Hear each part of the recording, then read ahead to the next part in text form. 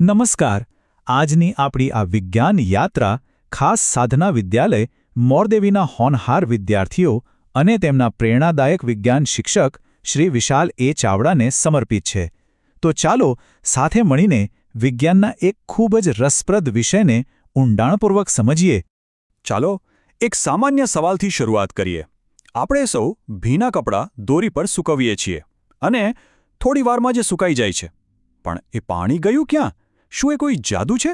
ના, આ જાદુ નથી. આ તો શુદ્ધ વિજ્ઞાન છે અને આજે આપણે એ જ વિજ્ઞાનના રહસ્યને ખોલવાના છીએ.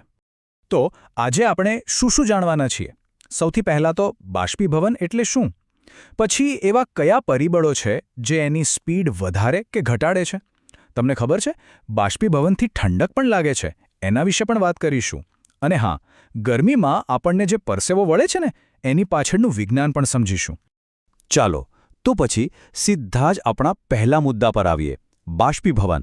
આ એવું વિજ્ઞાન છે જે આપણી નજર સામે જ રોજ બનતું હોય છે, પણ કદાચ આપણે એના પર ધ્યાન નથી આપતા. તો બાષ્પીભવન છે શું?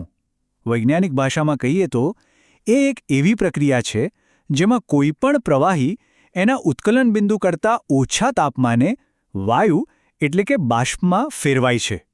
હવે પાણીનું ઉત્કલન બિંદુ તો છે 100 ડિગ્રી સેલ્સિયસ, પણ શું કપડાં સૂકવવા માટે આપણે એને ઉકાળીએ છીએ? ના ને, એ તો એમનેમ જ સુકાઈ જાય છે. આ જ છે બાષ્પીભવન. પણ સવાલ એ છે કે આવું થાય છે કઈ રીતે? ચાલો પાણીને એકદમ નજીકથી એના કણોના લેવલ પર જઈને જોઈએ. જુઓ, પ્રવાહીના જે કણો છે ને, એ ક્યારેય શાંત બેસતા નથી. એ સતત આમ તેમ ફરતા રહે છે. હવે જે કણો સપાટી પર હોય છે એમાંથી અમુક પાસે બીજા કરતાં થોડી વધારે એનર્જી એટલે કે ગતિ ઊર્જા હોય છે. બસ આ જ એક્સ્ટ્રા એનર્જી એમને બાકીના કણોનું બંધન તોડીને આઝાદ થવામાં એટલે કે બાષ્પ બનીને હવામાં ઉડી જવામાં મદદ કરે છે. ઓકે, તો એ તો સમજાઈ ગયું કે બાષ્પીભવન શું છે. પણ શું એ હંમેશા એકસરખી સ્પીડથી થાય છે? જરા વિચારો. ઉનાળામાં કપડાં જલ્દી સુકાય, પણ ચોમાસામાં વાર લાગે છે, બરાબર ને? તો એવું કેમ? ચાલો એવા પરિબળોને જાણીએ જે બાષ્પીભવનની સ્પીડ પર અસર કરે છે. મૂળભૂત રીતે 4 વસ્તુઓ છે જે બાષ્પીભવનની ગતિ નક્કી કરે છે. એક છે સપાટીનું ક્ષેત્રફળ, બીજું તાપમાન, ત્રીજું હવામાં ભેજ કેટલો છે એ, અને ચોથું પવનની ઝડપ. ચાલો એક પછી એક આ બધાને ડિટેલમાં સમજીએ. પહેલું અને સૌથી સિમ્પલ, સપાટીનું ક્ષેત્રફળ. બાષ્પીભવન ક્યાંથી થાય? સપાટી પરથી. તો સીધી વાત છે, જેટલી વધારે સપાટી ખુલ્લી હશે એટલા વધારે પાણીના કણોને ઉડી જવાની તક મળશે. એટલે જ તો આપણે કપડાનો ડૂચો વાળીને નહીં પણ પહોળા કરીને સૂકવીએ છીએ. સિમ્પલ લોજિક છે, રાઈટ? હવે વાત કરીએ તાપમાનની. ગરમી વધે એટલે શું થાય? પાણીના કણોને જાણે કે વધારે શક્તિ મળી જાય. એમની ગતિ ઊર્જા વધી જાય અને વધારે જોશથી આમ તેમ ફરવા લાગે. આના કારણે એમના માટે બંધન તોડીને હવામાં જવાનું સરળ થઈ જાય છે. અને એટલે જ કડક તડકામાં ભીના કપડાં ફટાફટ સુકાઈ જાય છે. ત્રીજું પરિબળ છે ભેજ એટલે કે હ્યુમિડિટી. આ થોડું ઊંધું કામ કરે છે. વિચારો, હવા એક રૂમ જેવી છે. જો રૂમ પહેલેથી જ લોકોથી ભરેલો હોય તો નવા લોકો માટે જગ્યા જ ક્યાં બચશે? બસ એવું જ કંઈક અહીંયા થાય છે. જો હવામાં પહેલેથી જ પાણીની બાષ્પ ભરેલી હોય તો નવા બાષ્પના કણો માટે જગ્યા ઓછી થઈ જાય. અને એટલે જ ભેજવાળા વાતાવરણમાં, ખાસ કરીને ચોમાસામાં, બાષ્પીભવન એકદમ ધીમું પડી જાય છે. અને છેલ્લું પરિબળ પવન. પવન જાણે કે એક સફાઈ કામદાર જેવું કામ કરે છે. જેવી પાણીની બાષ્પ સપાટી પરથી હવામાં આવે, પવન એને ત્યાંથી ઉડાવીને દૂર લઈ જાય છે. આનાથી શું થાય? સપાટીની ઉપરની હવા ખાલી થઈ જાય અને નવા કણોને બાષ્પ બનવા માટે તરત જ જગ્યા મળી જાય. એટલે જ તો પંખા નીચે કે જ્યાં પવન આવતો હોય ત્યાં કપડાં જલ્દી સુકાય છે. તો હવે આપણે બાષ્પીભવનના 4 મુખ્ય પરિબળો સમજી ગયા. પણ બાષ્પીભવનની એક ખૂબ જ મજેદાર અને કહી શકાય કે જાદુઈ અસર પણ છે, અને એ છે ઠંડક. તમે ક્યારે વિચાર્યું છે કે હાથ પર સેનિટાઈઝર કે સ્પિરિટ લગાવીએ તો એકદમ ઠંડુ કેમ લાગે છે? અથવા ગરમીમાં પરસેવો સુકાય ત્યારે કેવો રાહતનો, ઠંડકનો અનુભવ થાય છે? હા, આ બધા પાછળનો હીરો પણ બાષ્પીભવન જ છે. પણ એવું કેમ? આનું કારણ સમજવા માટે આપણે ફરીથી એ જ ઉડી જનારા કણો પર ફોકસ કરવો પડશે. યાદ છે, આપણે વાત કરી હતી કે જે કણો પાસે સૌથી વધુ એનર્જી હોય છે એ જ ઉડી જાય છે. હવે આ એનર્જી એમને ક્યાંથી મળે છે? એ લોકો પોતાની આસપાસના બીજા કણો પાસેથી અને સપાટી પાસેથી ગરમીરૂપી એનર્જી ચોરી લે છે. તો જ્યારે આ હાઈ એનર્જીવાળા કણો ગરમી લઈને ઉડી જાય ત્યારે પાછળ જે બચે છે એ ઠંડુ પડી જાય છે. બસ આ જ કારણે આપણને ઠંડકનો અનુભવ થાય છે. આપણા રોજિંદા જીવનમાં આના ઘણા ઉદાહરણો છે. જેમ કે હાથ પર એસિટોન લગાવવું, એ એટલી ઝડપથી આપણી હથેળીની ગરમી લઈને ઉડી જાય છે કે આપણને તરત જ ઠંડુ લાગે છે. બીજું ઉદાહરણ, ઉનાળામાં લોકો ધાબા પર કે આંગણામાં પાણી કેમ છાંટે છે? કારણ કે એ પાણી જમીનની ગરમી શોષીને બાષ્પીભવન પામે છે અને જમીનને ઠંડી પાડે છે. અને હા, સુતરાઉ કપડાં.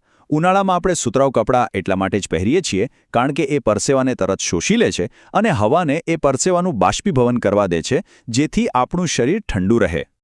ચાલો હવે એક બીજી મજેદાર વાત કરીએ. એકદમ ઠંડા પાણીનો ગ્લાસ તમે ટેબલ પર મૂકો તો થોડી જ વારમાં એની બહારની બાજુએ પાણીના ટીપાં આવી જાય છે. બરાબર ને? ચાલો આ સામાન્ય લાગતા રહસ્યનો ઉકેલ લાવીએ. તો મારો સવાલ એ છે કે આ પાણીના ટીપાં આવે છે ક્યાંથી? શું ગ્લાસમાં કોઈ કાણું હોય છે કે પાણી બહાર ટપકે છે? મોટાભાગના લોકોને એવું જ લાગે છે.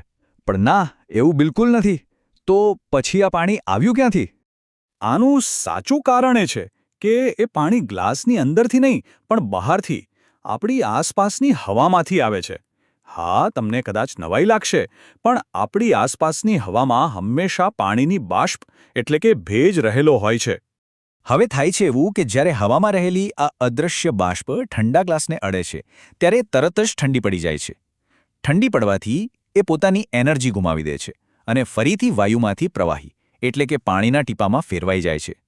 બાષ્પીભવનથી બરાબર ઊંધી આ પ્રક્રિયાને કહેવાય છે ઘનીભવન, અને એ જ ટીપા આપણને ગ્લાસની બહાર દેખાય છે. હવે બાષ્પીભવન અને ઠંડકના આ કોન્સેપ્ટને આપણા શરીર સાથે જોડીએ. આપણે બધા જાણીએ છીએ કે ગરમીમાં આપણને પરસેવો વળે છે. પણ શું તમે એની પાછળનું વિજ્ઞાન જાણો છો? ચાલો સમજીએ. જુઓ, આપણું શરીર એકદમ સ્માર્ટ છે. એની પાસે પોતાનું એક નેચરલ એર કન્ડિશનર છે, અને એ છે પરસેવો. જ્યારે પણ આપણા શરીરનું તાપમાન વધવા લાગે ત્યારે આપણું શરીર ચામડી પર પરસેવો બહાર કાઢે છે. પછી શું થાય? બસ એ જ જે આપણે શીખ્યા. આ પરસેવો આપણી ચામડી પરથી ગરમી શોષીને બાષ્પીભવન પામે છે, અને ગરમી શોષાઈ જાય એટલે આપણને ઠંડક લાગે છે. આ રીતે આપણું શરીર પોતાને ઓવરહીટ થતું બચાવે છે. તો આ હતી બાષ્પીભવનની આખી કહાણી.